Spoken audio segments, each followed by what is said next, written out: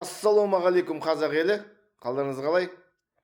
Ең қауіпті, ең қиын жұмыс деп өрт сөндіру қызметін санаймын. Төтенше жағдай министрлігінің өрт сөндіру бөлімдері біздің азаматтарымыз, бауырларымыз жұмысын адал атқарып жатыр. Солардың техникасын бәрін жаңартуды талап етеміз, және де жалақыларын көтеруді талап етеміз. Себебі қазіргі таңда сол ең аз жалақы алатын біздің өрт сөндіру қызметкерлерінің жалақысы ең аз. Соны көтеру керек. Себебі олардың еңбектері зор, қауіпті және де маңызды.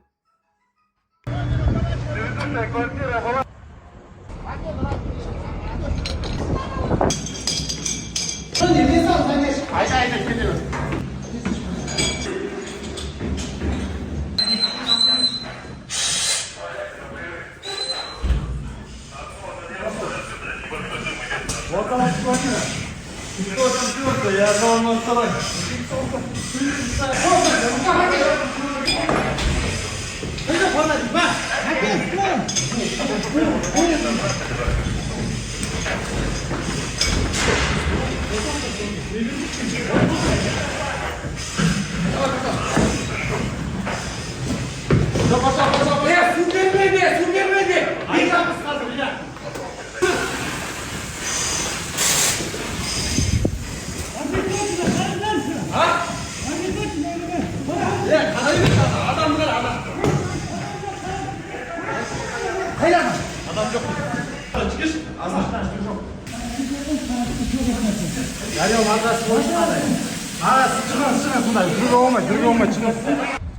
Адамдар аман ба? Аман.